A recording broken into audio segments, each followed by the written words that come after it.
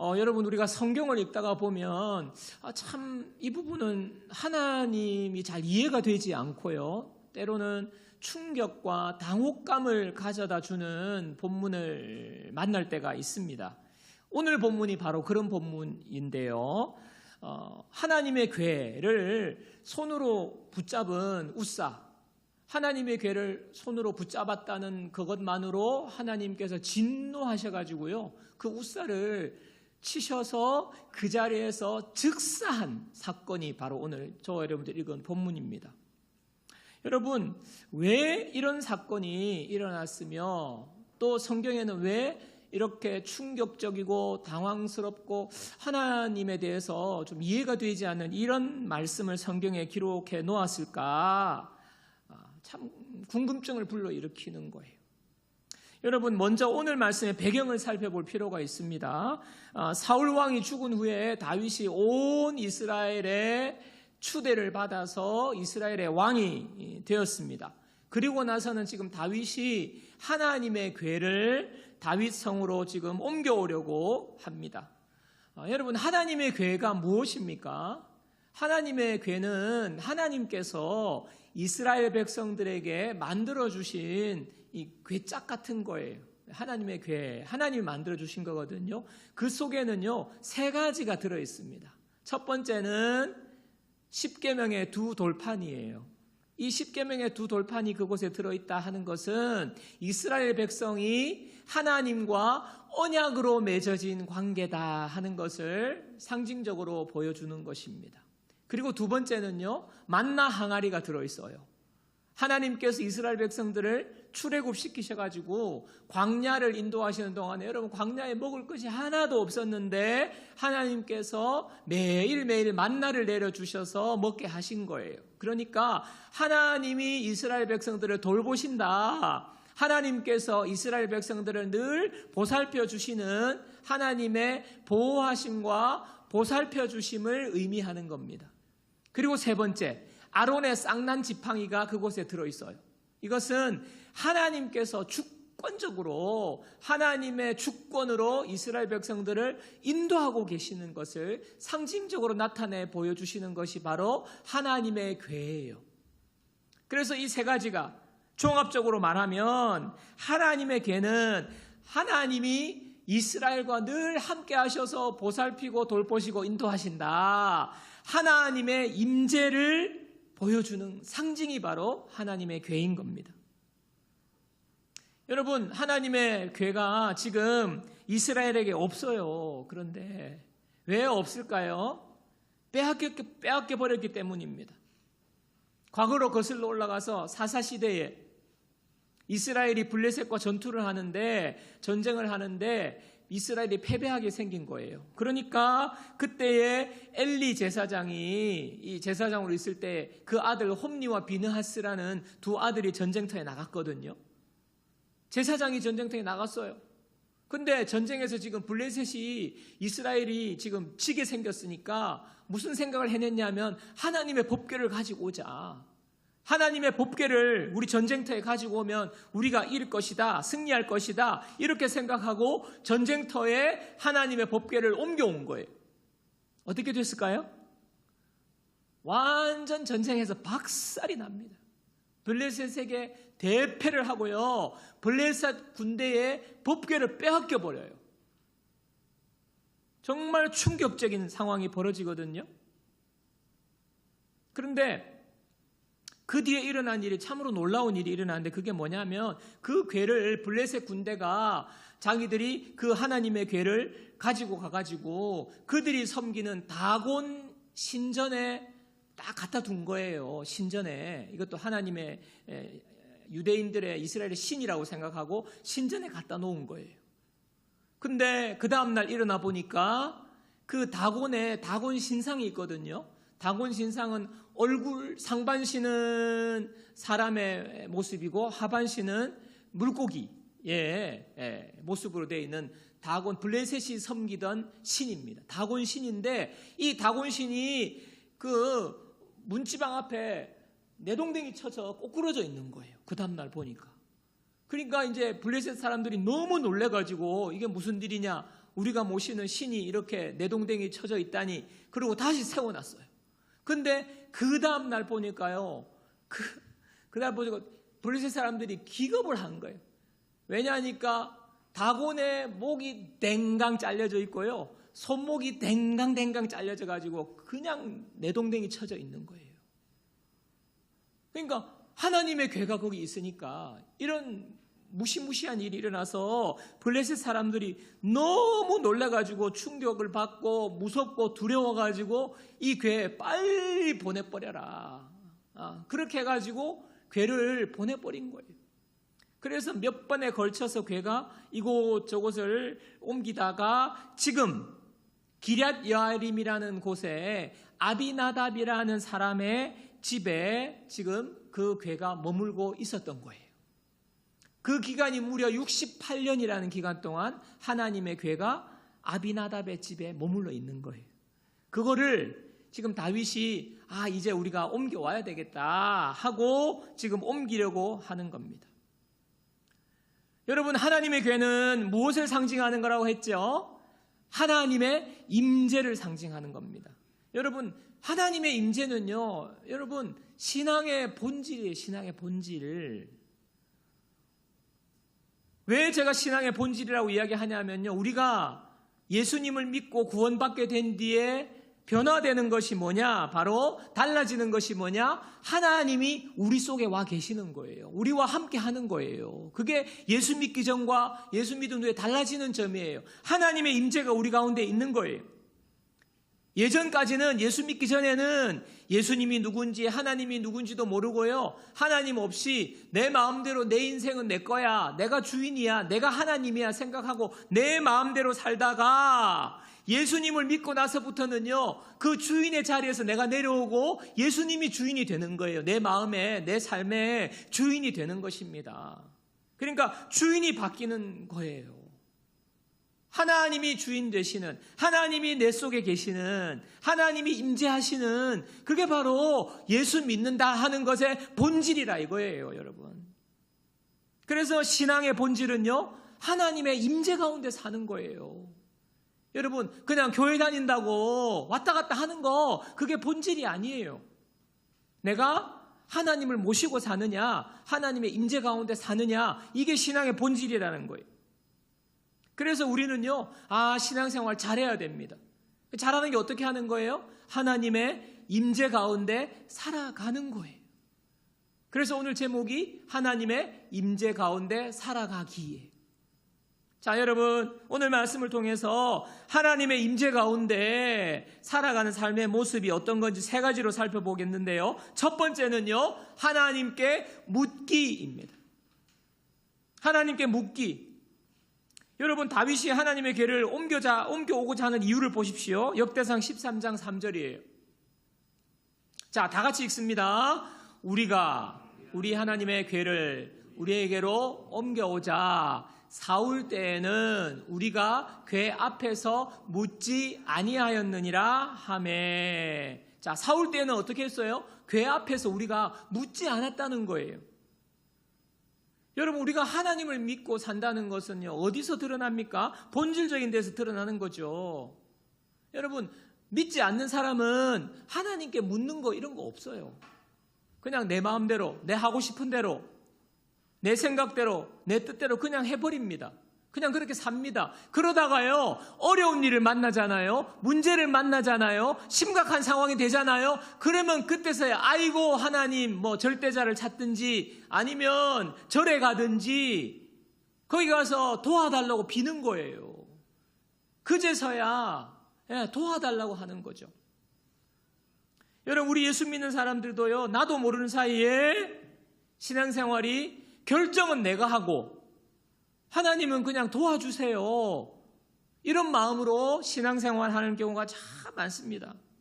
하나님 전능하신데 하나님 그냥 내가 결정하고 내가 알아서 할 테니까 하나님은 도와주시기만 하세요, 하나님은 능력만 발휘해 주세요. 여러분, 이런 실수를 범할 때가 많습니다. 앞에서 이스라엘 백성들이 블레셋과의 전쟁에서 지금 어려움을 만난 거잖아요. 거기서 하나님의 궤를 전쟁터로 가지고 온 것이 바로 그와 같은 발상입니다. 이제 어려움에 처했으니까, 힘든 상황이 됐으니까 하나님 능력 발휘해 주세요. 하나님 뭐 전능하시다면서요. 하나님 전쟁에서 이기게 해주세요. 하나님 이용하는 거예요. 하나님을 소원을 성취하는 도구나 나에게 어려움이 올 때 어려움을 막아주는 하나님의 계를 그냥 짠 가지고 오면 모든 어려움이 물러가고 내 문제가 해결되는 부적과 같은 것으로 생각하는 그 발상, 묻지 않는 거예요. 여러분, 정작 하나님은요, 블레셋과의 전쟁에서는 아무런 그냥 침묵하시고 그냥 빼앗기셨어요. 그런데 다곤의 신전에서 일어난 일을 한번 보십시오. 무엇을 말하는 겁니까? 하나님은요, 다곤의 신전에서는요, 그 이방 신의 목을 댕강 쳐버리는 거예요. 하나님은 스스로 존재하시고 가장 위대하시고 전능하신 하나님이심을 하나님 스스로 보여주시는 거예요. 하나님은 이스라엘에 의해서 이용당하거나 조종당하는 분이 아니라는 거예요. 모든 것을 스스로 결정하시고 하나님은 위대하신 하나님으로 스스로 존재하시는, 우리가 함부로 조종하거나 우리 뜻대로 할 수 있는 분이 아니라는 것을 보여주는 것 아닙니까? 여러분, 다윗이 사울 때에는 궤 앞에서 묻지 아니하였다. 근데 이제 궤를 모시고 오겠다. 무슨 말입니까? 이제부터는 이제 묻겠다는 거잖아요. 이제부터는 궤를 모셔다 놓고 하나님 앞에 묻겠다는 거잖아요. 여러분에게 하나님은 어떤 분입니까? 하나님은 우리 아버지가 되세요. 우리는 하나님의 자녀가 되었습니다. 하나님의 자녀가 되었습니다. 하나님은요, 우리의 필요를 채워주시고요, 우리를 보호해 주시고요, 우리의 모든 것을 아시고요, 우리의 삶을 인도하시는 분입니다. 그 하나님을 모시고 있다면 우리는 매사에 물어야 되는 거예요. 물어야 되는 거예요. 여러분, 그게 신앙의 본질이에요.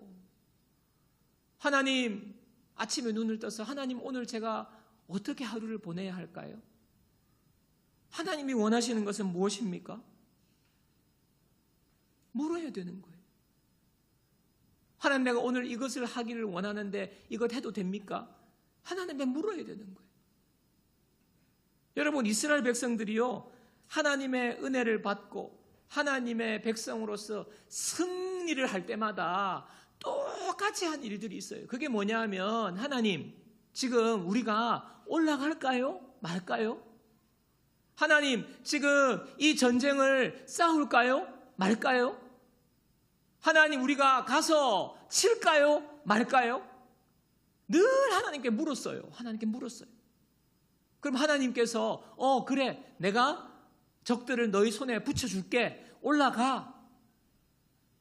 그 묻고 하나님의 음성을 듣고 나아가면요, 승리한 거예요.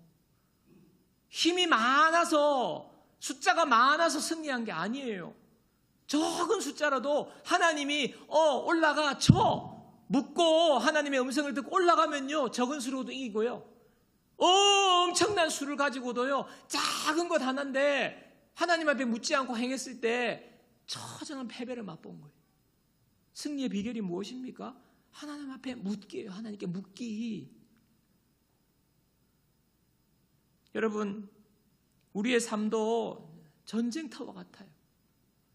여러분, 직장에서 얼마나 여러분들이 힘들고, 돈 벌기가 얼마나 힘들고, 관계가 얼마나 힘들고, 여러분, 전쟁터와 같고 광야와 같아요. 근데 우리는요, 거기를 겁도 없이 그냥 가는 거예요. 내 마음대로 판단하고, 내 마음대로 행동하고, 습관적으로 행동하고, 작은 일 하나.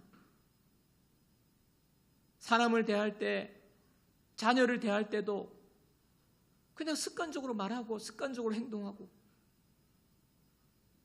여러분, 내 생각과 내 판단으로 덤비면 안 됩니다. 매사에 행동하고 결정하기 전에 하나님께 물으셔야 돼요. 하나님께 물으셔야 돼요.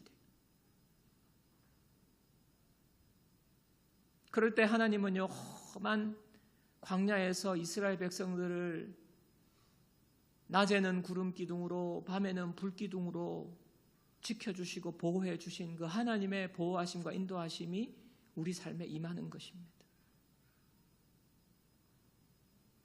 여러분, 하나님의 임재 가운데 그 하나님과 함께 동행하며 살아가는 첫 번째, 하나님께 묻기. 자, 두 번째는요, 말씀에 비추어 보기입니다. 말씀에 비추어 보기. 여러분, 오늘 하나님의 궤를 이제 모셔오다가 웃사가 즉사하게 되잖아요. 이 사건이 일어나는데 몇 가지 문제가 있습니다. 먼저는요, 하나님의 궤를 소가 모는 수레에 실어서 옮겼어요. 그 수레를 누가 몰았냐? 웃사와 아히오 두 사람이 물었어요. 이 웃사와 아히오는요, 아비나답의 아들입니다. 이 두 사람이 몰았습니다. 자, 이 두 가지가 문제가 있어요. 왜냐하면 성경에는요, 하나님의 성물을 다루는 것에 대해 엄격하게 정해두었어요. 자, 민수기 4장 15절 보십시오.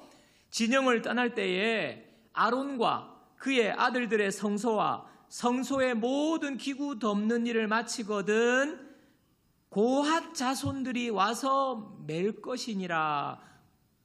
고핫 자손들이 그 성물을 매도록 하나님이 말씀하셨어요. 그러나 성물은 만지지 말라. 만지면 안 돼요. 그들이 죽으리라. 회막 물건 중에서 이것들은 고핫 자손이 맬 것이요. 누가 어떻게 하면 안 되는지를 하나님이 분명히 정해주셨어요. 자, 신명기 10장 8절도 보세요.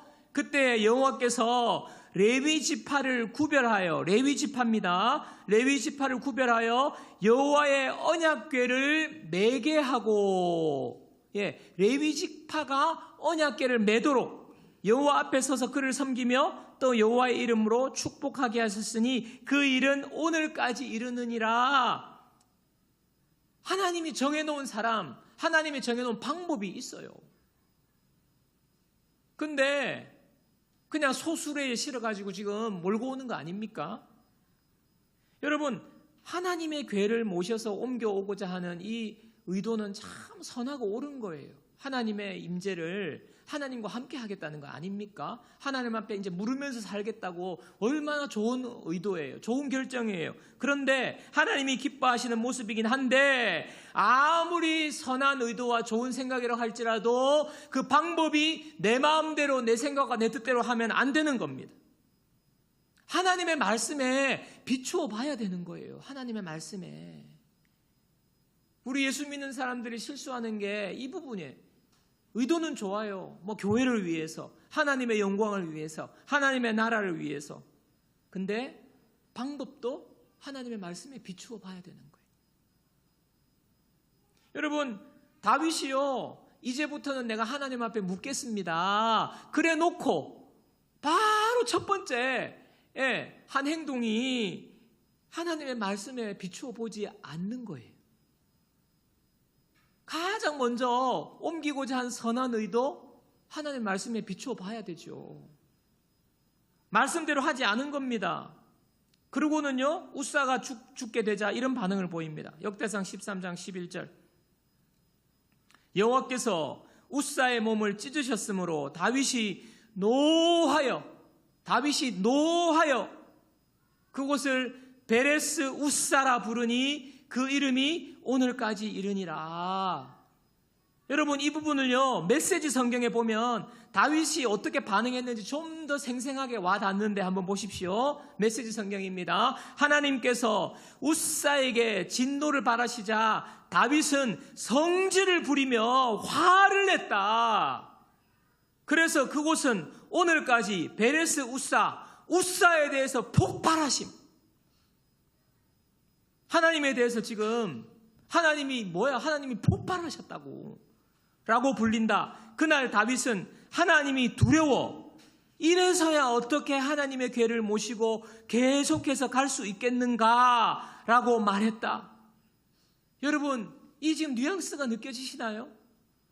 내가 지금 내 잘 먹고 잘 살려고 어떻게 안위를 위해서 그런 것도 아니고 하나님 모시려고 하는데, 하나님 말씀 들으려고 지금 하나님의 궤를 모시고 오려고 하는데, 하나님 도대체 이게 뭡니까?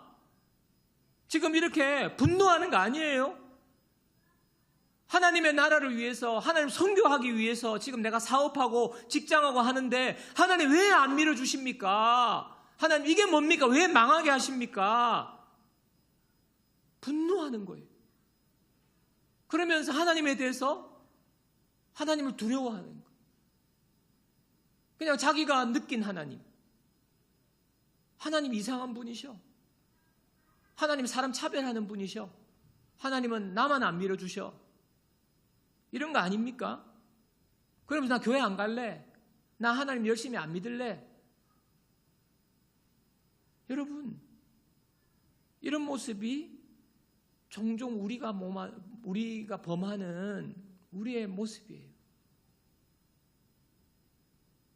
여러분,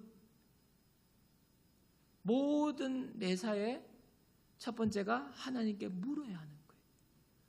그 다음에 묻고 난 다음에 어떻게 할지 방법조차도 하나님의 말씀에 비추어 봐야 되는 거예요. 하나님 말씀에. 괴를 가지고 오는 의도 정말 좋은 의도인데 하나님 어떻게 모시고 올지 하나님의 말씀에 비추어 봤으면 수레에, 소가 끄는 수레에 실어서 오다가 성물을 만지고 이렇게 웃사가 즉사하는 일이 일어나지 않습니다. 여러분, 저와 여러분의 삶에 하나님 앞에 묻고요. 그 다음에는요, 말씀에 비추어 봐야 돼요. 말씀에 비추어서 하나님이 기뻐하시는 방법인지, 하나님이 원하시는 방법인지, 이게 하나님의 뜻대로 하는 것인지, 하나님의 방법대로 우리가 살아가야 하는 겁니다.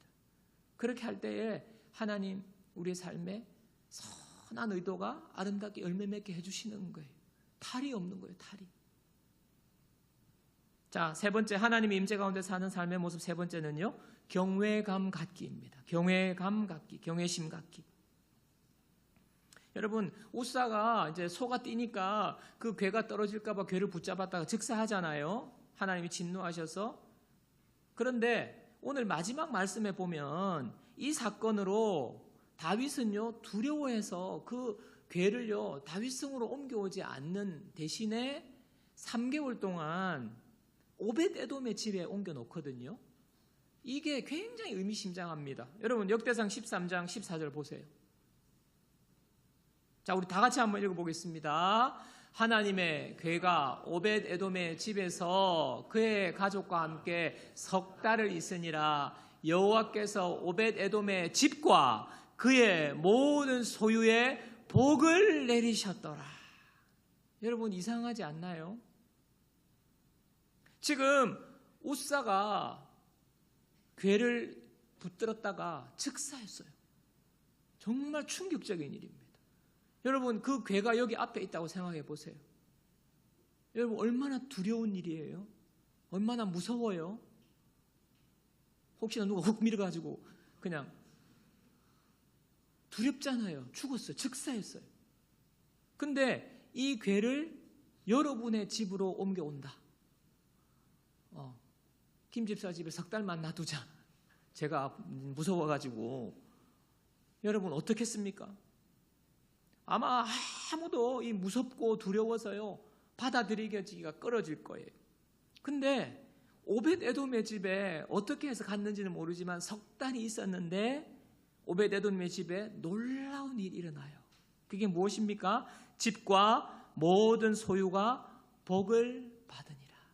집과 모든 소유가 복을 받으니라. 집과 뭡니까? 가족들, 온 집안이 잘 됐다는 거예요. 모든 소유가 복을 받았다. 모든 소유가 복을 받았다. 무슨 말입니까?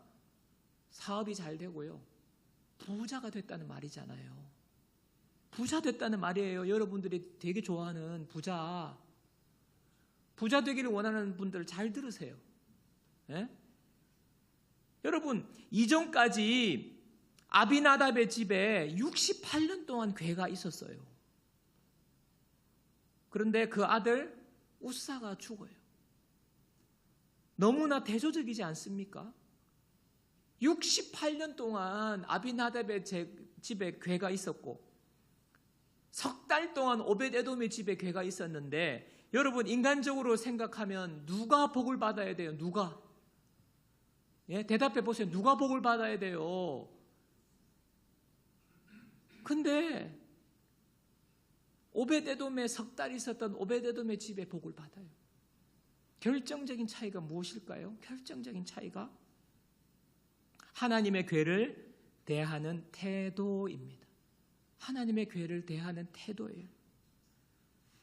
여러분 아비나답의 집은요, 처음에는 하나님의 괴가 왔다고 얼마나 경외하는 마음으로, 존귀한 마음으로 그 괴를 맞아들였을 겁니다. 근데 시간이 1년, 2년 지나고 10년, 20년, 68년이 지나는 동안요, 하나님의 괴에 대한 관심이 사라졌어요. 하나님의 괴에 대한 기대감이 사라졌어요. 하나님의 괴에 대한 경외감이 사라졌어요. 늘 거기 있는 그냥 괴짝처럼 생각하게 된 거예요.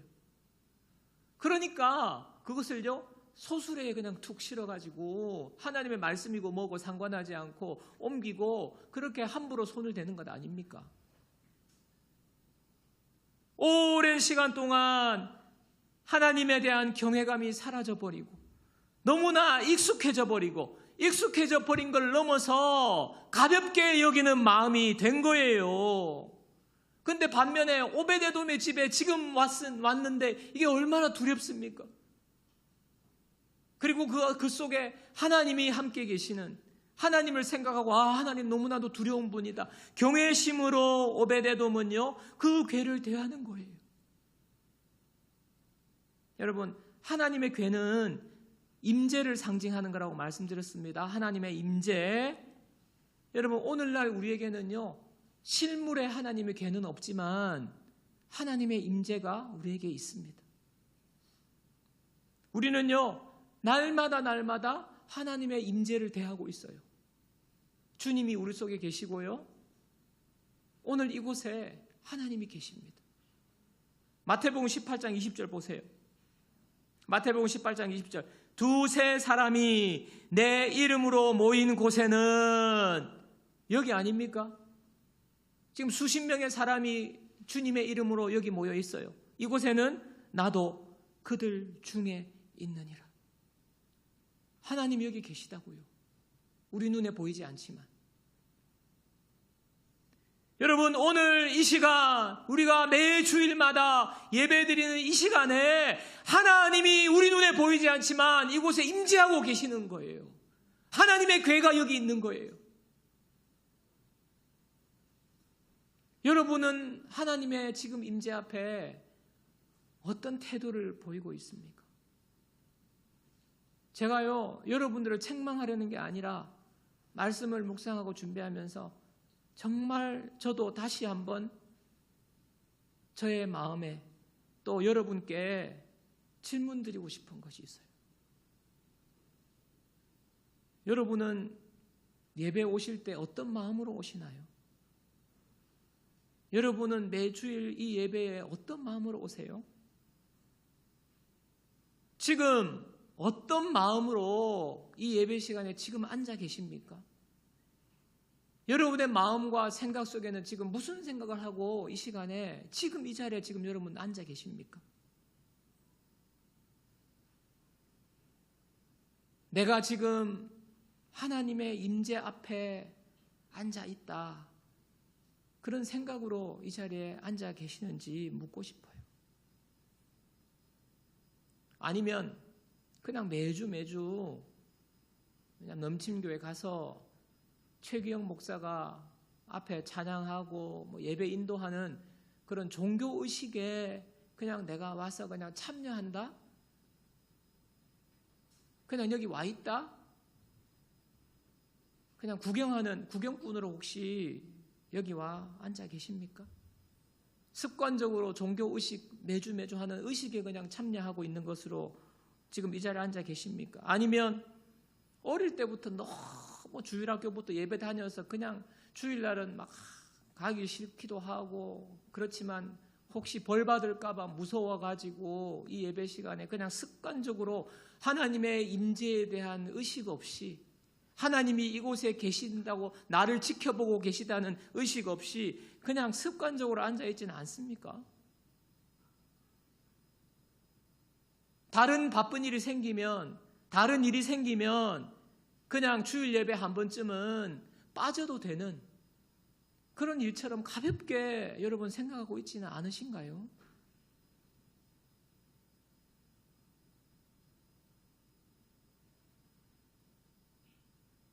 여러분은 예배를 경외심으로 이 자리에 앉아 있습니까? 익숙함으로 있습니까?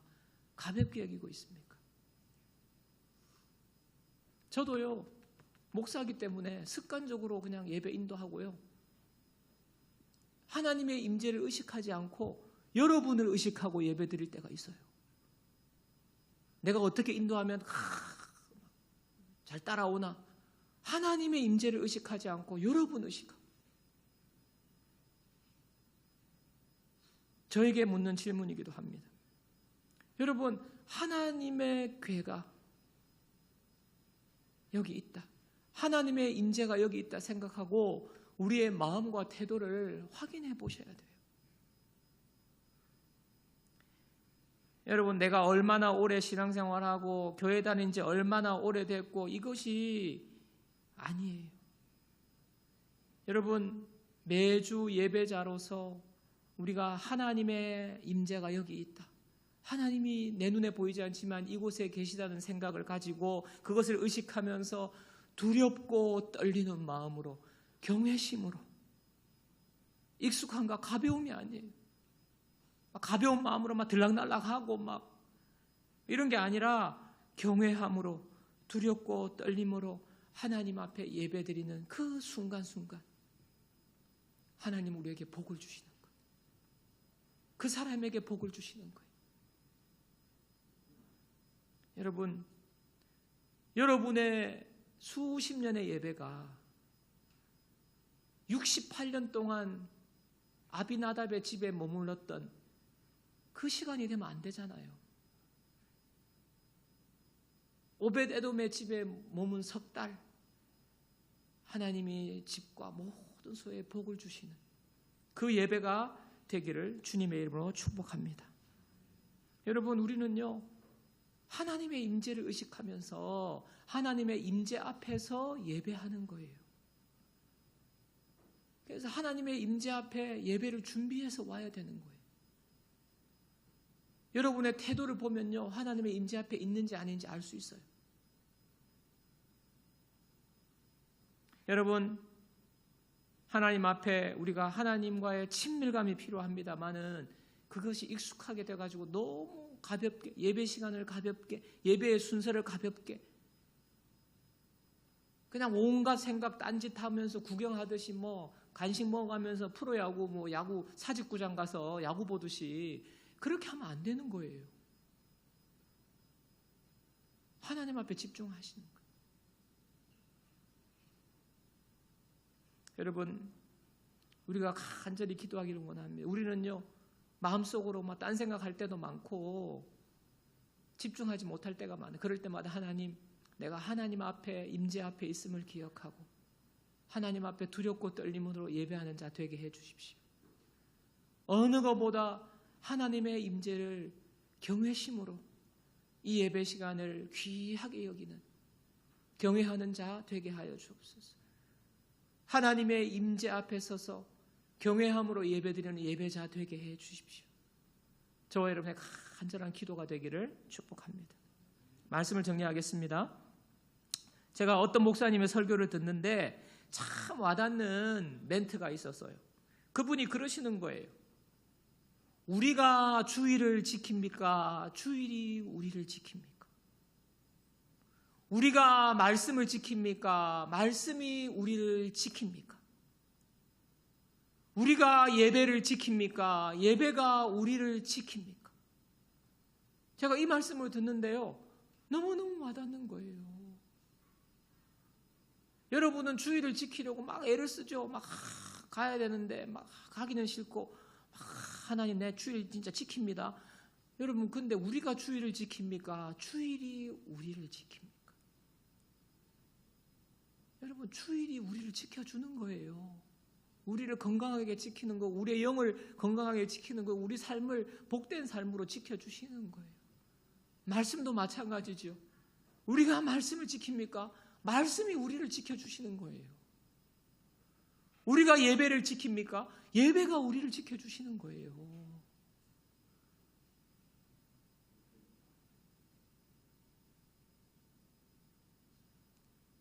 하나님의 임재 가운데 살아가기. 여러분, 세 가지가 뭐였죠? 하나님께 묻기, 말씀에 비추어 보기, 경외심 갖기.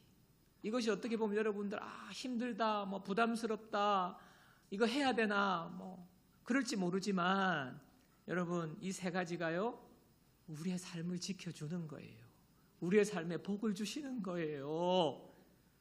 여러분, 오늘부터 하나님의 임재 가운데 살아가는 복된 삶을 누리는 저 여러분 모두가 되기를 주님의 이름으로 축복합니다.